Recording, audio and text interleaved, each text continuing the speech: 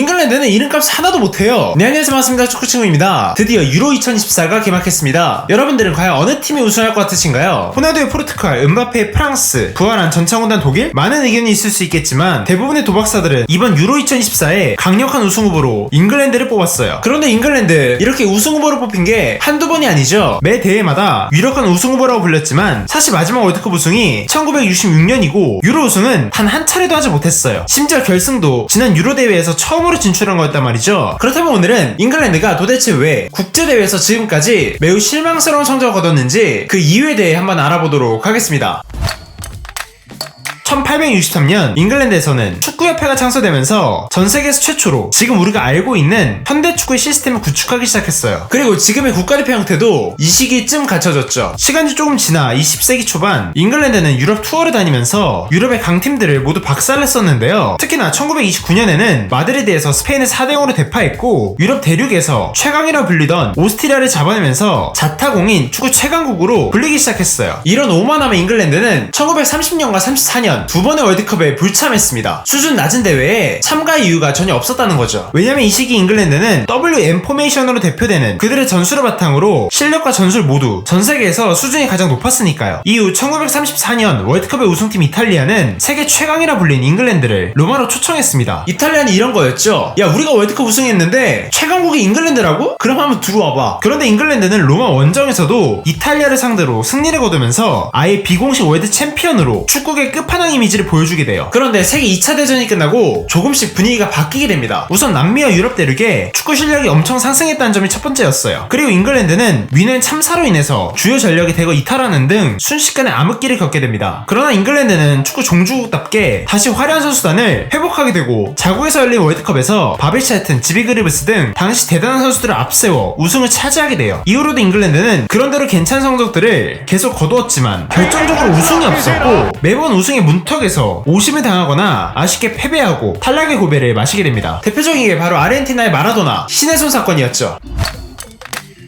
그리고 21세기로 들어오면서는 더더욱 잉글랜드의 이름값을 제대로 보여주지 못했습니다. 프리미어리그 인기는 높아져갔고 베컴과 오웬 등 스타 플레이어들의 군단이 된 잉글랜드였지만 막상 21세기 국제대회 성적은 굉장히 처참하거든요. 특히나 2000년대와 2010년대는 거의 겉만 멀쩡하지 속은 정말 최악이었어요. 유로 2000에서는 조별리그 탈락, 2000년 월드컵과 유로 2004, 2006 월드컵에서는 8강 탈락, 유로 2008은 예선 탈락하며 아예 본선 출전도 못했죠. 그리고 2010 남아공 월드컵에서 16강 탈락, 유로 2012에서 8강 탈락, 유로 2016, 16강 탈락. 어느 대회든 4강 이상 진출한 적이 없었고 그 중에는 조별리그 탈락이 2번, 예선 탈락도 한 번 있었죠. 이렇게나 잉글랜드가 부진했던 이유는 바로 잉글랜드 특유의 오만함 때문이에요. 과거에도 나머지 팀들을 무시하며 월드컵 참가를 거부했을 정도로 잉글랜드는 자신들의 실력에 비해 자부심이 대단했거든요. 그래서 소위 대륙 스타일의 축구 이식이 늦어졌고 국대에서도 자신들의 고유 스타일인 뻥축구, 즉 킥앤러시를 지나치게 고집하게 되었죠. 아니, 우리가 지금까지 이런 전 썼는데 우리가 왜 니네 축구를 따라야 돼? 이런 거죠. 그렇게 이탈리아가 빗장 수비, 스페인의 점유축구, 독일이 강력한 전방 압박 등으로 본인들의 스타일을 완성하며 월드컵 우승을 차지할 동안 잉글랜드는 부끄러운 성적을 거두게 된 거예요. 지금도 보면 잉글랜드 출신의 명장들은 거의 없잖아요. 심지어 프리미어리그 최강팀인 빅식스 감독들 중 잉글랜드 국적의 감독은 단 한 명도 없죠. 그러니까 감독들의 전술 역시 상당히 도태된 거라고요. 또 잉글랜드 언론들은 상대를 얕잡아보고 자신들의 전력을 높이 평가하기로 굉장히 유명한데요. 오죽하면 잉글랜드 대표팀과 국제대회에서 맞붙어본 크로아티아의 모드리치는 잉글랜드 언론은 너무나 오만해요 라고 저격까지 했겠냐고요. 그리고 대표적인 사례가 신문사 더선이 2010 남아공 월드컵 조별리그 팀들의 앞글자를 따서 이지라고 표현했는데요. 여기서 E가 잉글랜드, A가 알제리, S가 슬로베니아인데 Y는 바로 미국을 비하하는 양키 앞글자에서 따온 거예요. 그런데 이 대회에서 잉글랜드는 1승 2무를 거두며 본인들이 비하한 미국에 밀려 조 2위를 차지했고 16강에서는 독일에게 4대 대패를 당하며 탈락했어요. 이런 게 업보예요.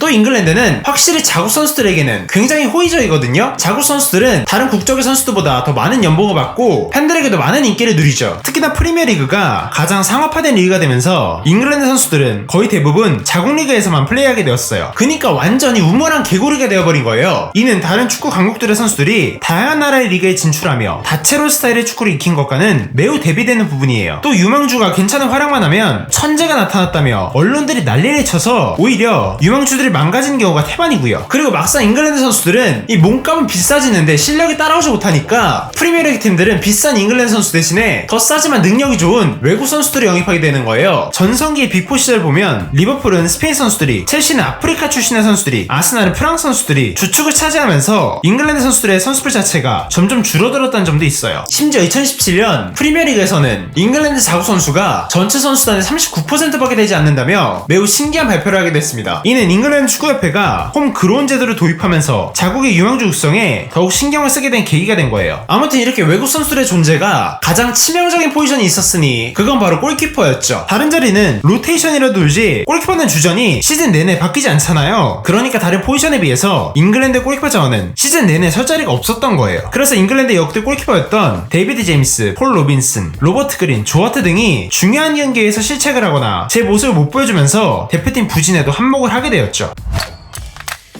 그리고 잉글랜드는 무엇보다 팬들의 지나친 관심이 오히려 독이 되고 있어요. 심지어 선수 발탁에 있어서도 여론이 휘청휘청이니까 감독들은 자연스럽게 유명한 선수들을 위주로 뽑고 선발까지 내세우게 되는 거예요. 대표적인 게 바로 램파드와 제라드의 공존이거든요. 스콜스가 은퇴하기 전에 에릭슨 감독은 잉글랜드 전통의 사사이를 포기하고 다이아몬드 포메이션가 있으면서 스램제 그리고 베컴을 공존시키려고 했지만 이는 실패로 돌아갔었죠. 그리고 스콜스가 은퇴하자 이후에 다양한 감독들은 램파드와 제라드를 투미들로 기용했지만 둘은 결국 끝끝내 공존하지 못했어요. 두 선수 모두가 공격 성향이 짙다 보니까 이 밸런스에 계속 문제가 있었죠. 특히나 2006 월드컵에서는 수비형 미드필더인 하그리버스를 투입했고 드디어 중원이 안정되나 했어요. 하지만 월드컵 이후에 잉글랜드는 밸런스를 잡아줄 마이클 캐리, 가레스 베리 등을 계속 홀대했고 결국 램파드와 제라드 투미드를 고집하다가 둘의 공존은 대실패하게 됩니다. 또 선수들 역시 계속된 실패로 부담감이 크다 보니까 재기량을 보여주지 못하는 것도 있어요. 이 때문인가요? 잉글랜드는 러시아 월드컵 이전까지 승부차기에서 1승 6패로 거의 저주에 가까운 승부차기 성적을 보여주었어요. 근데 승부차기 6패는 좀 심각해요.